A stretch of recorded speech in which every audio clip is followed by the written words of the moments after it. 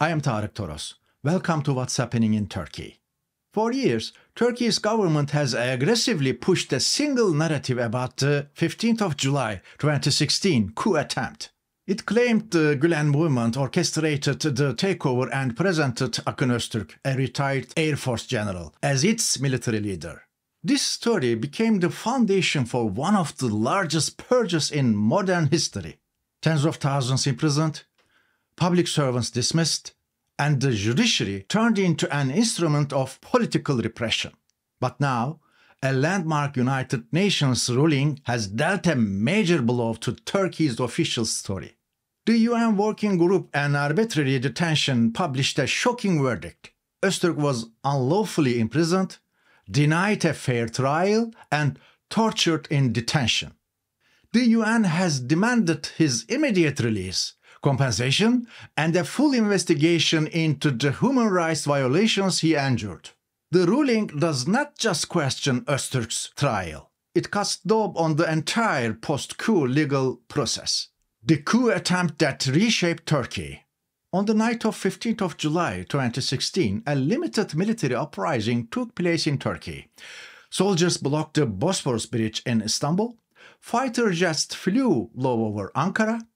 A commando team attacked Erdoğan's hotel in Marmaris. But by the time they arrived, he had already escaped. The coup collapsed within hours. By dawn, the government had regained full control. But instead of ensuring justice, it used the crisis as an opportunity for mass repression. The official Turkish narrative describes 15th of July as an attempted takeover by the Gülen movement. But after 8 years, major questions remain unanswered. Who actually organized the coup?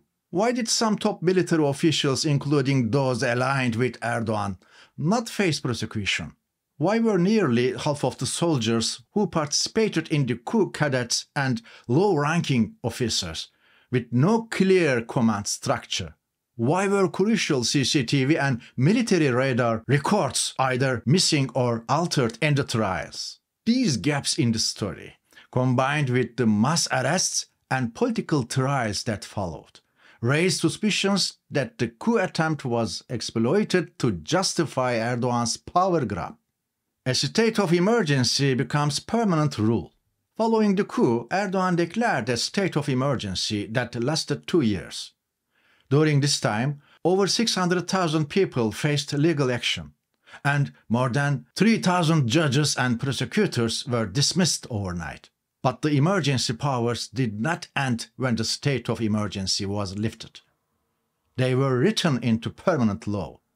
125,000 public servants lost their jobs by emergency decree, without trial, without evidence. 179 media outlets were shut down, silencing independent journalism. Thousands of businesses, schools, and foundations were confiscated by the state. Turkey's economy collapsed, its democracy eroded, and Erdoğan consolidated one-man rule.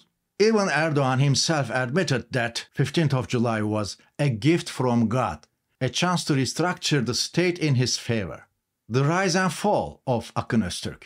In the official version of events, Akın Öztürk was the military leader of the coup. The government claimed he directed the takeover from Akıncı Air Base, coordinating air strikes on parliament and ordering troops to seize control. But the UN investigation tells a different story. Öztürk was not in command of any troops on 15th of July. He had been on vacation in Izmir and only returned to Ankara for personal reasons. He was asked by Air Force Commander Abidin Ünal to go to Akıncı Base to stop the coup, not lead it. Upon arrival, he was taken hostage by masked soldiers. By morning, he helped free some of the detained officers before being arrested himself. Despite these facts, Öztürk was sentenced to 141 life terms in prison. The UN ruling now confirms that his trial was a farce, a political show trial with pre-written verdicts, manipulated evidence, and systematic torture.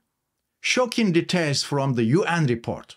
The UN Working Group on Arbitrary Detention examined Öztürk's case and found gross human rights violations. He was arrested without a warrant. He was subjected to extreme torture, his nails burned with acid, his body covered in bruises from beatings. He was denied access to an independent lawyer. He was held in solitary confinement for 10 months and 8 days. The trial ignored key evidence and suppressed witness testimony that could have proven his innocence. Only 101 of 319 hours of security footage were presented in court. The rest was missing or deleted. The UN report exposes how Turkey's judiciary was used to fabricate convictions, not just for Öztürk, but for thousands of others tried in the post-coup purge. UN rejects Turkey's defense. Turkey defended its actions by claiming Öztürk was a member of the Gülen movement. But the UN Working Group dismissed this argument, citing a complete lack of evidence. It concluded that Turkey violated international law and that Öztürk's imprisonment was arbitrary and politically motivated. The US ruling goes further. It warns that Turkey's mass detentions in the aftermath of 15th of July could amount to crimes against humanity. What happens next? This ruling puts Erdoğan's government in a difficult position. 1. If Turkey complies and releases Öztürk, it will open the door for thousands of similar cases to be overturned. 2. If Turkey ignores the ruling, it risks international condemnation, sanctions, and further isolation.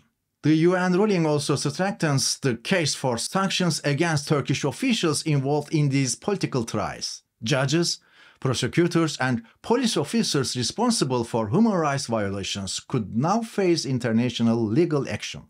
A turning point in the global perception of 15th of July. For 8 years, Turkey's official narrative of the coup attempt went largely unchallenged in diplomatic circles. Western governments focused on their geopolitical interests, were reluctant to question it. But this UN ruling changes everything. It is the first major international legal decision that directly challenges Turkey's post-coup trials.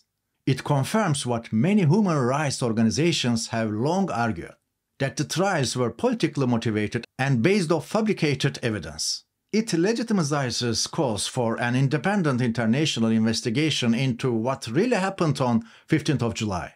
Turkey's post-coup trials are no longer just a domestic issue. They are now an international legal and diplomatic crisis. I am Tarik Toros. You've been watching What's Happening in Turkey. See you next week.